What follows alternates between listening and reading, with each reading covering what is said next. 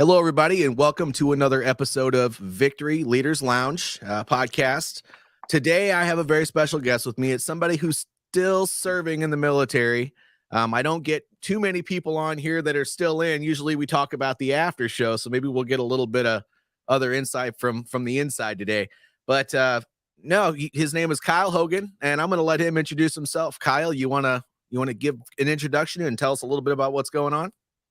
Great, sure thing. First and foremost, thanks for having me on here and having an opportunity to have a conversation. Love leadership. I'm passionate about it. Been doing it for a couple decades, so that's what I want to chat about. But been in the service for about 30 years, 35 to be exact. Came in as an enlisted guy.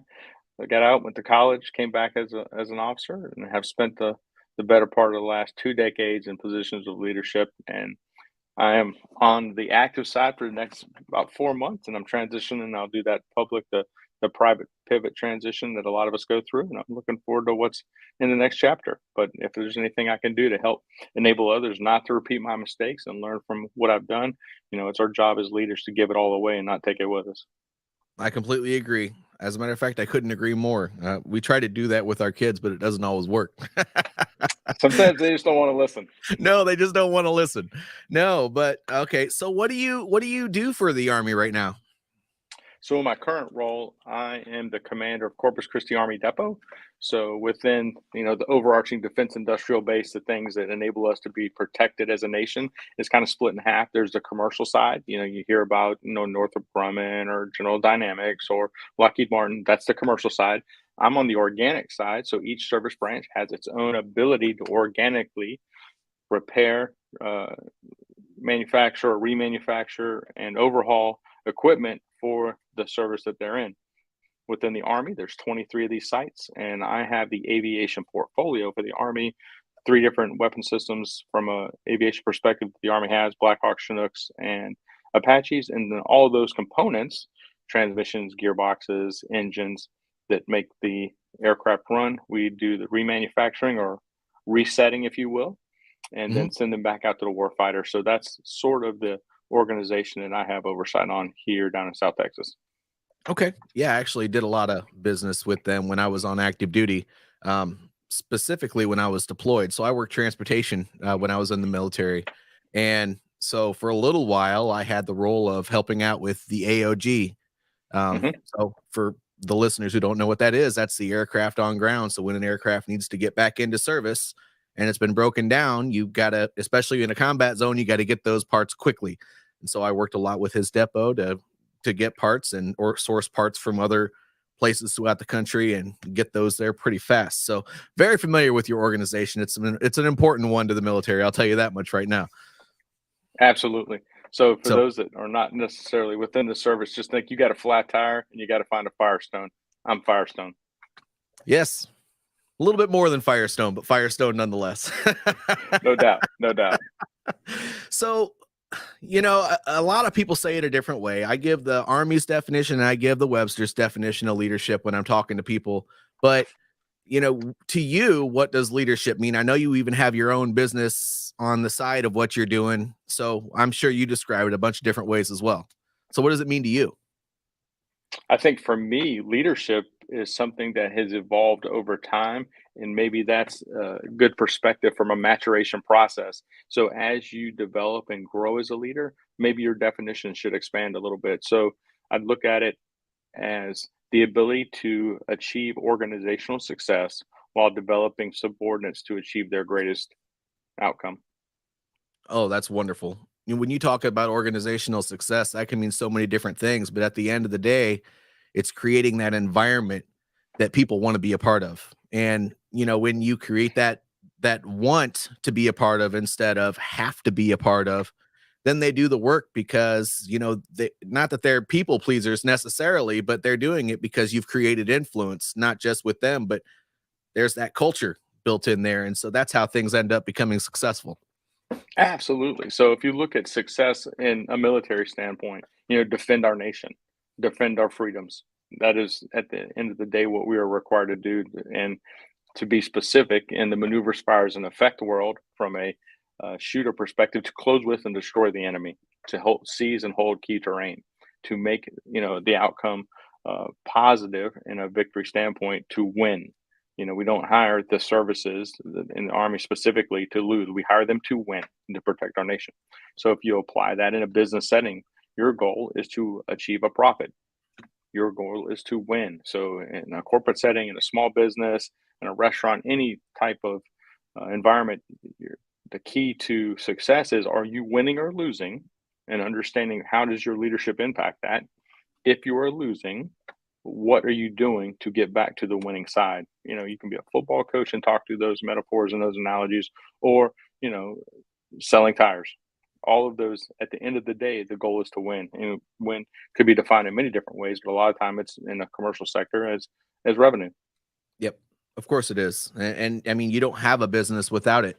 So, if you're just sitting still, a lot of people will say you're dying. Well, a business, if it's sitting still and it's not producing that revenue, well, then it can't support those people that have to support their families. And so, yeah, a lot of people complain, well, I'm only a number in my business. Well, you're a person, but you're also a number. I mean, at the end of the day, we have to balance everything so that the Yes. whole organization doesn't tank and then nobody has a job. So, Absolutely. So yeah. service beyond self. If you're an employee in an organization, you want to be able to provide for yourself and your family, your extended family, but for yourself. But if you're not looking at achieving a greater goal of something beyond you, then it's very difficult to have the inertia and the fortitude to help the greater organization be successful, whether that's, a restaurant, a hospital, or whatever uh, organization just achieving revenue is defined as. So I would like to talk about the success model that you mentioned in the post yesterday that we were talking about. But first, can you tell us a little bit about unpolished leadership and kind of what you do for the community that you serve? So right now, I'm on the bench with the Army as part of the Army coaching program. I was fortunate enough to go through as a client quite a few years ago, and then through the selection process for command, was able to go through as a client. And I thought it was professionally changing for me in a positive direction. We were wargaming in a previous organization that I was a part of, the Sergeant Major and I, and we went through a sort of a team to become executive coaches because we wanted to change talent development in our organization. In the public sector, there are limits on resources and benefits and things you can provide specifically to soldiers. So, what could we give a soldier that's equivocal to what's provided in the private sector for their high performers that are high pos, or those that they see operating at the highest level? So, we are using that as a talent management and a talent retention tool. It evolved to becoming credentialed and operating as a coach, both for the service for the DoD, but also I have an LLC on the side. That unpolished leadership to me is polishing someone to be the best that they can become. I believe leadership is innate. I believe everybody has some level of leadership. Some people are just naturally gifted, just like a natural athlete. You see guys that are very successful.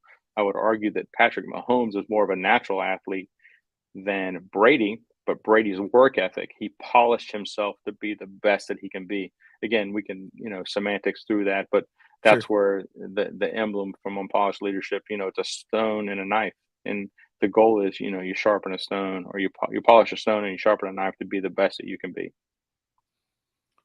I love that. And actually, you taught me something because I didn't even know that the Army used a coaching organization to help polish senior leaders. That's not something that I knew. I mean, I retired as a warrant officer, so that's not something that I was necessarily privy to, but that's kind of cool. Just if I just double back on that just slightly. So talent management task force, it was established quite a few years ago, which handled the Army assessment program for 05 and 06 level commanders and now sergeant majors. They really own that piece, and the Army coaching program was falling underneath them.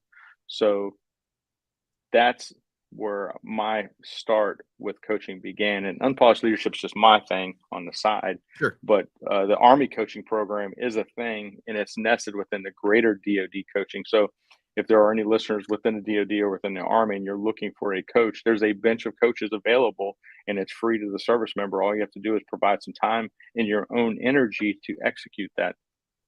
Hmm. Shameless plug. You said shameless plug. Yep. That's okay.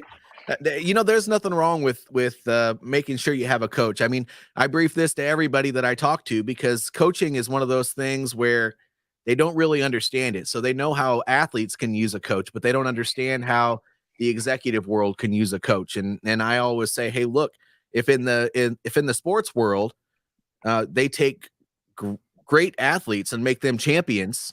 Well, in the executive world, why can't that be any different? You're taking somebody who is really good at their job and you're giving them some additional support on the back end to push them past their limits a little bit more and make them be the best that they can be. I mean, it's coaching. Absolutely. As you distill a little bit of the nuanced differences between the sports metaphorical coach and then the executive coach, on the sports side, it's it's mirroring almost a mentorship relationship where you're getting a lot of directedness.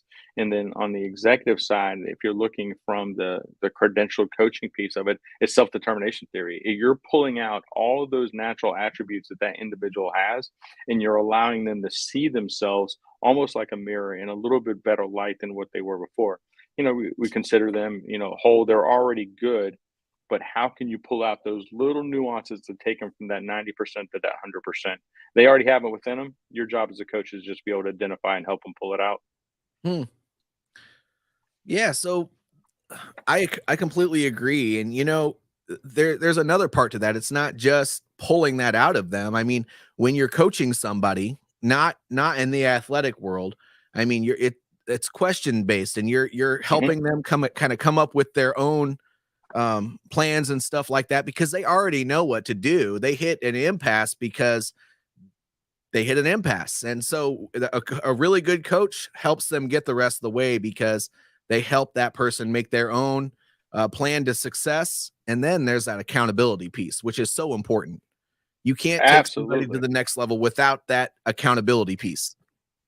They have to be willing to see themselves to identify what those shortfalls are, whether it's with emotional intelligence and the soft skills or the messaging that they're providing. And when I share with folks, you'll hear a lot of individuals say, "Hey, I'm just being honest," or "I'm telling them the truth."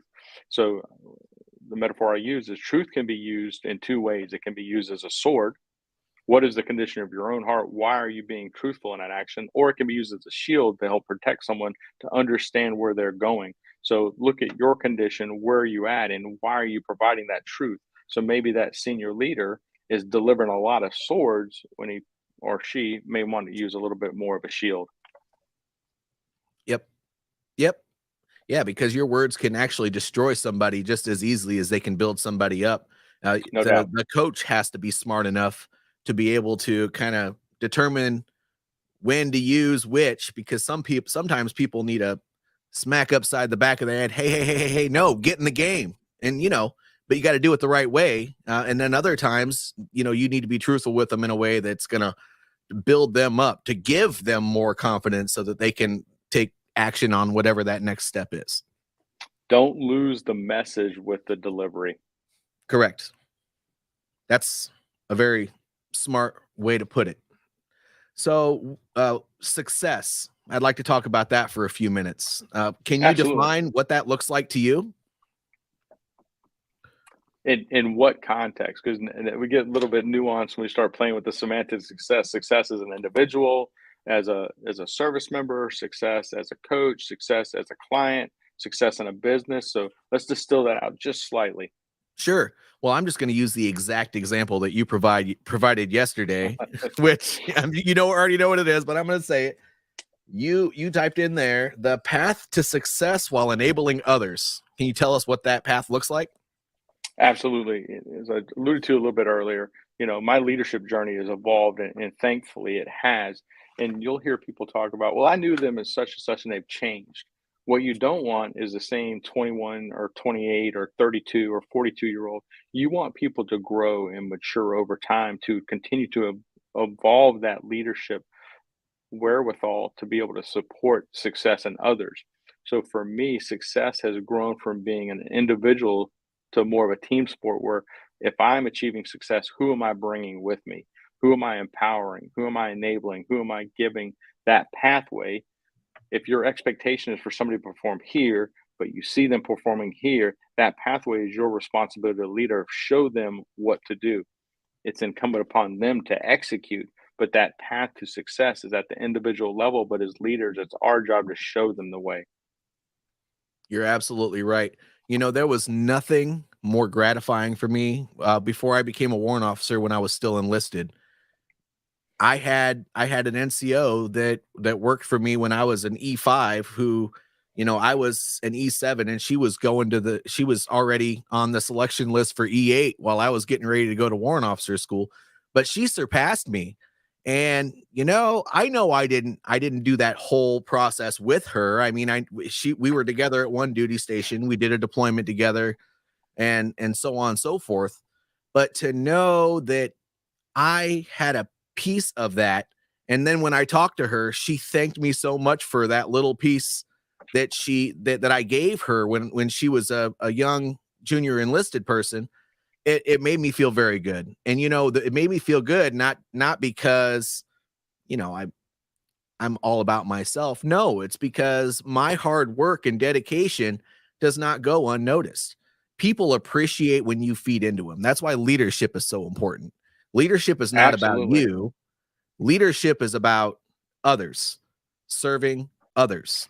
When you lose sight of that, that's when the whole idea that I was discussing earlier, where you start looking at people as a number, starts to get a little bit dicey.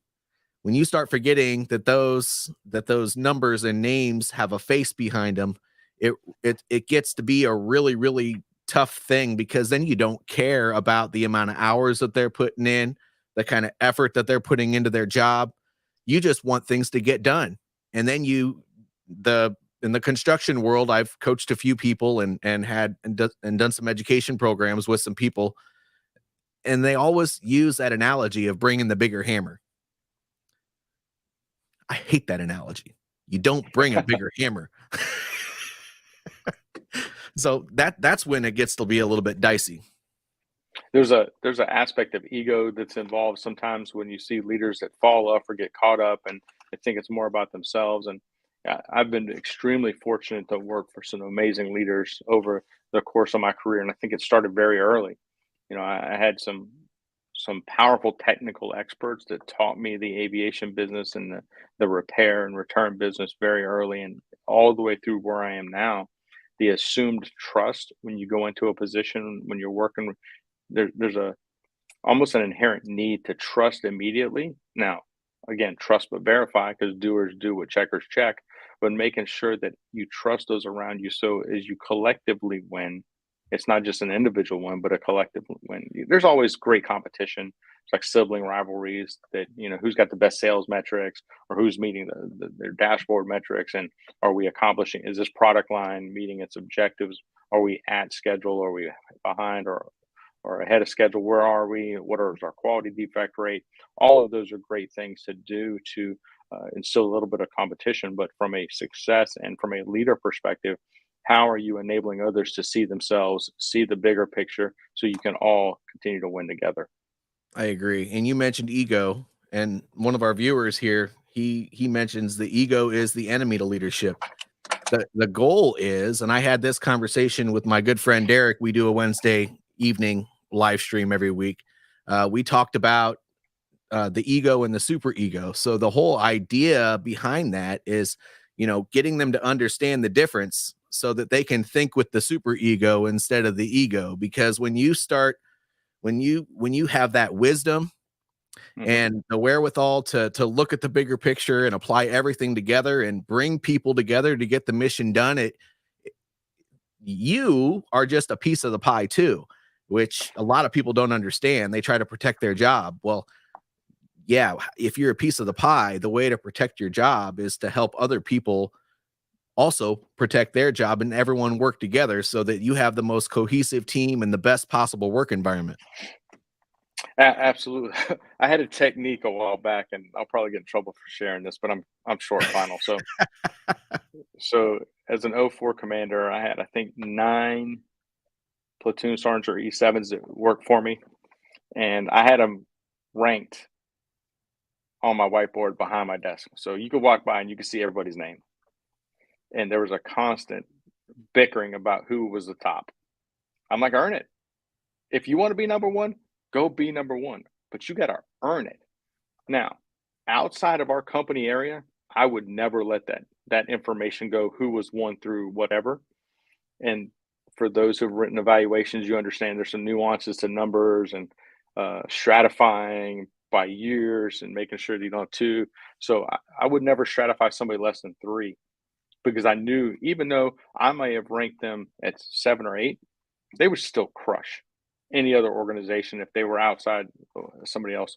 But that competition internally, and that was my method to let them know how I seen them. I gave them feedback on where they fell, and it was on a dry erase board, so names went up and down all the time, and not as a manner to punish somebody, but again, this was an internal system that I used. But again, my first arm was involved in it, but we wanted folks to know where they stood and how they could be better. Hey, why am I number 4? Well, these are things we've asked you to do. These are areas that but it goes back to, you mentioned earlier, the accountability piece. Here's where you failed to account for yourself and your subordinates to achieve this overall goal. At the end of the day, I bet they appreciated that more than you knew. They may have bickered about it, but people love to know where they stand, because the worst thing you could possibly do to another person at work specifically is when it comes time for the evaluation, they get that surprise smack in the face. Well, in the military, it depends on what year it was that they because I know they changed over the rating systems at one point, but whether you're an excellent or a superior or whatever the case may be, or maybe you're a little bit lower on the totem pole, well, if they find out at that quarterly or annual evaluation that that's where they stand, it's going to hurt them a lot more than if you constantly are giving them updates and communicating with them on what you expect and where they stand and how to get to that next level. I think that's a smart way to handle things. The worst thing Well, you could do is leave them in the dark. absolutely. One of the greatest measures of success for me personally, I felt, is of those 9, the number of those individuals that went on at the 8 and the E9 level that were continuing to be very successful within the service. And I don't attribute it to me. They earned all of that on them. I'm just extremely humbled and proud to have been a part of their success along the way. And if there was things that I gave away to them to enable their success, that's what it's about. And that's where the egos, Kyle Hogan didn't make them better. Kyle Hogan allowed them to identify those attributes they already owned for them to be at the next level. You help them with your measure in your current role at that point in time, and that if that translated to help them later on, well, if the statistics are good, then you probably did something to attribute to that. But that's not what it's all about. It's about when you're in your role, doing the very best that you can for not just yourself, but for everybody else in the organization, so that they're successful. Because if you only worry about you and your success, it's not going to happen. You got to make other people successful in order for you to be successful. And then, I'm a religious man. Not all my listeners are religious people, but I will say that when you give to others, God's grace will come. So no doubt. That's just kind of how it works. So, you have to give to receive. I was very fortunate. Again, I've worked for some amazing leaders, and one leader in particular who's still a leader, maybe in my chain of command. He taught me when I showed up in El Paso in 2016, your job is to solve your boss's problems and his boss's problems. And I was like, all right, I like that. I wrote that down. And then the other thing he said, if your boss says something twice, you may want to pay attention to it. So I wrote that down too. And for the last 8 years, those are 2 things that have really stuck out to me that I've shared with others. Oh, he said it twice. Probably write that down.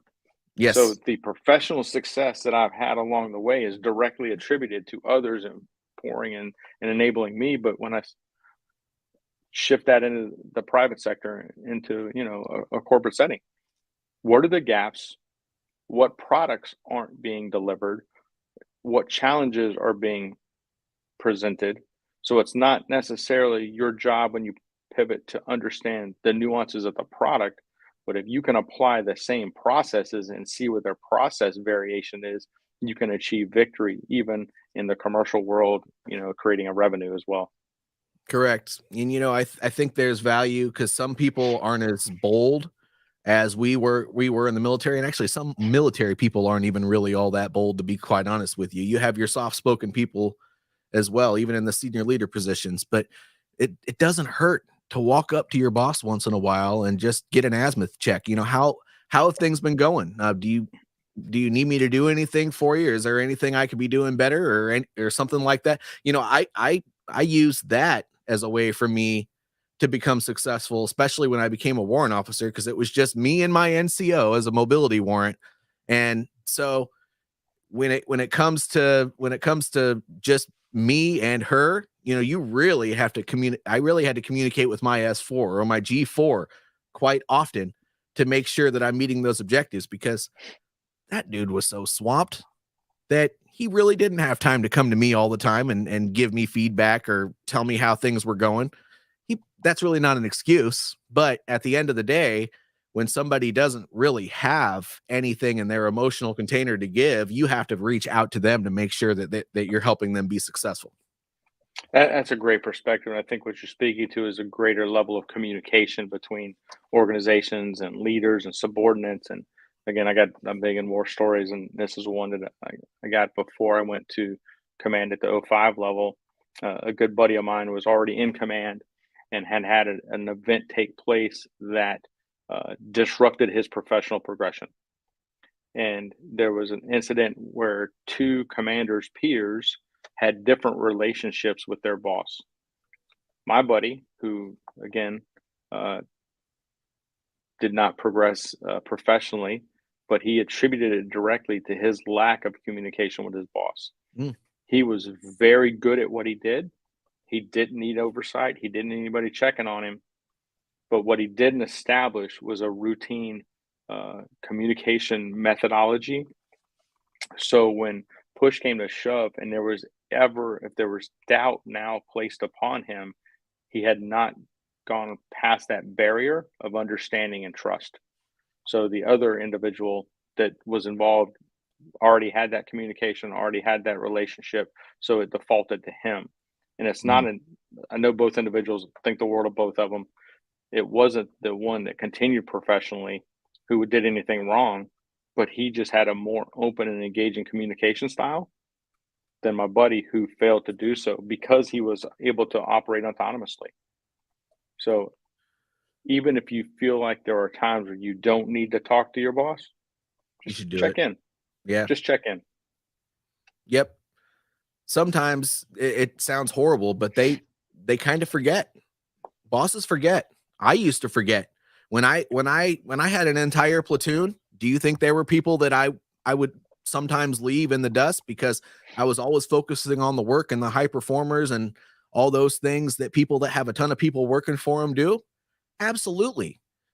I tried very hard not to forget about people, but I did notice once in a while that people would get left in the dust. And it's not, and when you understand that from a leadership Mhm. perspective, it makes you want to work even harder to make sure you're communicating with your boss, because you don't want him to feel like he put you at a deficit either. Because he will. He might not say it to you, or maybe eventually when he gets ready to go on to a new job, he'll say, JJ, I did not mean to leave you in the dust, but I don't think I gave you near as much attention at certain points of our mission that I probably should have. You don't want him to feel that way. We're all in it together. I mean, we win together, we lose together, we fight, we sleep, we camp, we do all the stuff, go out into the field and get all kinds of muddy together. That's the fun stuff that I miss, not the Yeah. formations at midnight and stuff like that for what I sometimes consider to be weird and crazy stuff. But Those you are already always know those that. things. I mean, you smile, but you know. Oh, I know, JJ. I'm with you. That that's it's such a great perspective. Yep. But we're right at 29 minutes. So I'm gonna. By the way, I want to say, Michael, you've been commenting a lot here. I've been having a great conversation with Kyle. I'm not leaving you behind. Um, please, if you're in my audience, engage with Michael to make sure that, and I will reply to everything that you've said. But you have such a good perspective there, Michael. Um, So yeah, Kyle, do you have anything to share with the audience before we kind of close it out? Absolutely. First and foremost, thanks for allowing me this opportunity to have a conversation and speak to your greater audience. And secondly, if you know me, I am by far not I'm not perfect. And there's probably been times where my ego may have gotten in my way, or I have not made the greatest decision, or even the communication aspect I messed up on. So what I don't want people to misinterpret when I'm speaking in the public domain like this, that, hey, I've got it all figured out. I don't have a whole lot of figured out. I've figured some things out. Don't repeat my mistakes. Let me help you be successful going forward. And I appreciate each and every individual I've had an opportunity to be on their team. Agreed. You're just like you said, it's not about us. We're always learning and growing as leaders, and it's important to acknowledge that. So thank you for sharing that, Kyle, and thank you for being a guest on this show today. And this will be aired, I think, actually next not next Wednesday, but the Wednesday after on my Spotify and everything else. So please, Fantastic. well, yeah. So it will be. My last one is scheduled for next week. So if you're listening in, make sure you tune into that. Make sure you comment there as well. Otherwise, I have nothing else. If this information resonates with you, please like it, subscribe to whatever channel you're watching this on. But more importantly, keep the conversation going and put a comment below so that we can keep the dialogue moving forward, because leadership is important. People don't focus on it nearly as much as they should, because it's what brings businesses and teams together. Absolutely. So thanks again, Kyle. And we're going to go ahead and sign out here, but All the best. please hang out.